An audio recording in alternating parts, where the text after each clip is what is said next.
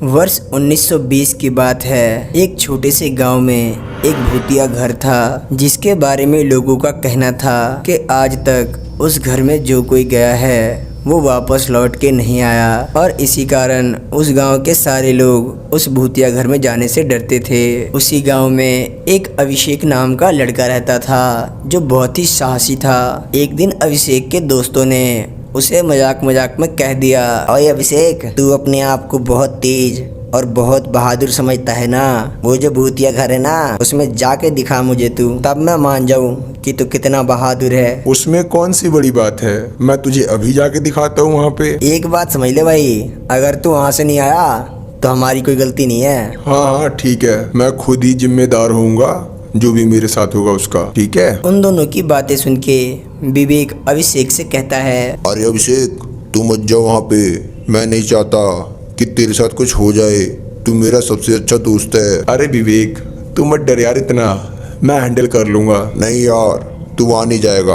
अभिषेक को उकसाने के लिए आदित्य कहता है, क्या हुआ, डर लगने लगा क्या? नहीं जाएगा तो हार मान ले कि नहीं जाऊंगा। मैं थोड़ी ना कुछ कहूँगा तेरे को, बस तू अपने आप को बहादुर और साहसी कहना छोड़ दियो।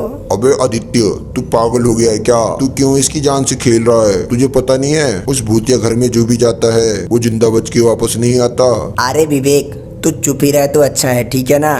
मैं तेरे से बात नहीं कर रहा ना, मैं इससे बात कर रहा हूँ। हाँ भाई अभिषेक, बता जाएगा कि नहीं जाएगा तू? मैं जा रहा हूँ, मैं किसी भूत ऊत से नहीं डरता, ठीक है ना? विवेक के बहुत समझाने के बाद भी अभिषेक उसकी एक नहीं सुनता और वो भूतिया घर में जाने को तैयार हो जाता है। और जब अगले दिन अभिषेक उस भूतिया घर की तरफ जा रहा होता है तो एक बिल्ली उसका रास्ता काट देती है और अभिषेक मन ही मन सोचता है, ये बिल्ली का रास्ता काटना शुभ नहीं होता है, ये तो खतरे की निशानी है। लगता है मैं कुछ गलत करने जा रहा हूँ, शायद मुझे वहाँ नहीं जाना चाहिए। लेकिन मैं अगर नहीं गया तो फिर कल आदित्य मुझे चिढ़ाएगा और कहेगा कि तू डरपोक है। चलो छोड़ो, मैं तो जा रहा हूँ, जो होगा देखा जाएगा। और फिर बिना कुछ सोचे समझे अभिषेक उस भूतिया घर में चला जाता है। और फिर उस घर में वो खड़ा होके आवाजें लगाता है और कहता है, कोई है इस घर में? कोई है तो सामने आए। पर उसे किसी की कोई आवाज नहीं आती। और फिर वो उस घर में इधर उधर घूमने लगता है। वो एक कमरे से दूसरे कमरे में जाके देखता कि कमरों में क्या रखा हुआ है। और तभी पीछे से एक आवाज आती है, आखिर आज मुझे खाना मिल ही गया। आज मेरी बरसों की भूख मिट जाएगी। और जब अभिषेक पीछे मुड़ के देखता है तो वो बहुत डर जाता है और वो डरते डरते उस चुड़ैल से कहता है, आप कौन हो चुड़ैल जी? आपका नाम क्या है और आप यहाँ क्या करती हो इस भूतिया घर में? मेरा नाम ब्यूटी है और मैं बहुत सालों से इसी भूतिया घर में रहती हूँ। जब मैं छोटी थी तो मैं तुम्हारे गांव में आम खाने के लिए गई थी और लल्लन का आम तोड़ के मैंने खा लिया था। इसीलिए तुम्हारे गांव के लोगों ने मुझे इस घर में बंद कर दिया और कुछ दिनों बाद मेरी मृत्यु हो गई और मैं यहीं चुड़ैल बन के रहने लगी।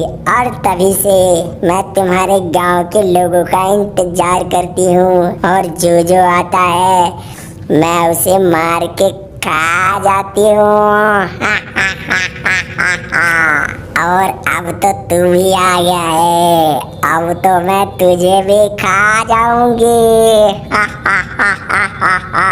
नहीं नहीं चुड़ैल जी, मुझे माफ कर दो। मैं तो बस यहाँ आपकी मदद करने आया था। मैंने सुना है कि आप बहुत परेशान रहती हो यहाँ, इसीलिए मैंने सोचा कि क्यों ना मैं आपके पास जाके आपकी बातें सुन के आपकी मदद कर पाऊँ। अबे बच्चे, तू मेरी क्या मदद करेगा? तो ये तो सोच कि तेरी मदद कौन करेगा यहाँ पे, तुझे मेरे से कौन बचाएगा? मुझे मेरे मर जाने की टेंशन नहीं है, मैं तो बस आपके भलाई के लिए आया हूँ। मैं तो बस ये सोच के यहाँ पे आया हूँ कि आपको इस भूतिया घर से कैसे आज़ादी मिले। इस भूतिया घर में आपको रहना ना पड़े, जहाँ कोई रहता ही नहीं है, जहाँ प्यार मोहब्बत नाम की कोई चीज ही नहीं है। अबे भोंदू बच्चे, तुझे नहीं पता है क्या, चुड़ैल का घर ऐसा ही होता है, सुनसान, अकेला, खंडर सा। हमें प्यार मोहब्बत से मतलब नहीं होता, हमें तो इंसानों को मार के खाने से मतलब होता है। ठीक है, अगर आप यही चाहती हो कि आप मुझे मार के खा जाओ तो ठीक है, खा लो मुझे मार के, कोई बात नहीं। और फिर चुड़ैल मन ही मन सोचती है, जरूर ये कोई बढ़िया सा प्लान लेके आया होगा। मैं इससे पूछ तो लूं एक बार कि इसके दिमाग में चल क्या रहा है, आखिर ये मुझे एक अच्छा जीवन कैसे देगा। और फिर चुड़ैल अभिषेक से कहती है, चल ठीक है, मैं तेरी जान बख्श दूंगी, लेकिन तू मुझे ये तो बता कि तू मुझे एक अच्छा जीवन कैसे देगा, और अगर तू मुझे यहाँ से आजाद कर देता है तो मैं कैसे रहूंगी लोगों के बीच, मुझे ये तो बता। मैंने हम दोनों के लिए एक बहुत ही अच्छी योजना बनाई है। मैं चाहता हूँ कि जैसे एक इंसान दूसरे इंसान को प्यार करता है, ऐसे ही सारे गांव वाले आपको भी प्यार करें। अच्छा, और वो कैसे होगा, जरा जल्दी से बता तो मुझे। तुम इंसानों की जान लेती हो, इसीलिए गांव वाले तुमसे डरते हैं। अगर तुम इंसानों के लिए कुछ अच्छा करोगी तो वो तुमसे बहुत प्यार करने लगेंगे, और इसीलिए मैंने ये प्लान बनाया है, जब मैं और आप यहाँ से बाहर जाएंगे तो एक चाय की दुकान लगाएंगे और 10-10 रुपए में सबको चाय पिलाएंगे, और पूरे गांव वालों को मैं ये विश्वास दिला दूंगा कि आप एक अच्छी चुड़ैल हो, और फिर सारे गांव वाले आपसे बहुत प्यार करने लगेंगे। आपको जो प्यार बचपन में नहीं मिला वो अब मिलने लगेगा। अबे भोंदू बच्चे, चुड़ैल चाय बेचेगी और गांव वाले चाय पियेंगे। व्हाट अ जोक, क्या कॉमेडी करी है तूने। देखिए, अगर सच में आप ये चाहती हो कि जो प्यार आपको बचपन में नहीं मिला वो अब मिले, तो ऐसा ही करना होगा हमें। फिर अचानक से पता नहीं क्यों वो चुड़ैल भावुक हो जाती है और कहती है, मैं हमेशा से एक अच्छी लड़की बनके उस गांव में रहना चाहती थी और सबकी मदद करना चाहती थी, लेकिन सिर्फ एक आम खाने के चक्कर में मुझे इस कमरे में बंद कर दिया गया और मेरी मृत्यु हो गई। लेकिन कोई बात नहीं, अब मैं फिर से एक अच्छी लड़की बनके उस गांव में रहूंगी और गांव वालों की मदद करूंगी। चलो, अब जैसा जैसा तुम कहोगे मैं वैसा वैसा ही करूंगी। और फिर अभिषेक उस चुड़ैल को अपने साथ अपने घर लेके चला जाता है, और अभिषेक ने जो सालों से अपनी सेविंग्स की होती है, जो पैसे उसने बचाए होते हैं, उन पैसों का एक टी स्टॉल ले लेता है और गांव के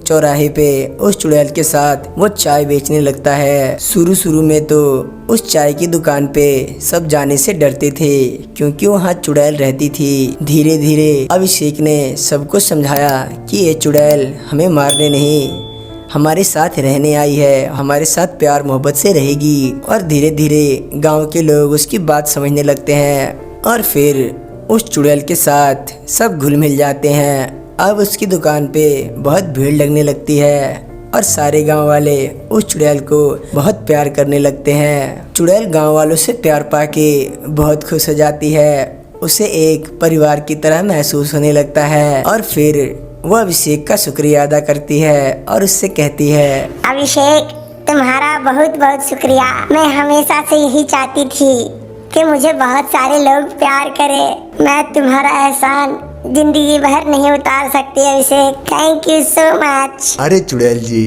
इसमें थैंक यू वाली क्या बात है। मैंने तो बस एक अच्छा इंसान होने का फर्ज निभाया है, आपको और अपने गांव वालों को मिला के। इसी तरह की नई नई कहानियों को रोज सुनने के लिए हमारे चैनल को सब्सक्राइब करें और हमारे वीडियो को लाइक करें। Thank you for watching.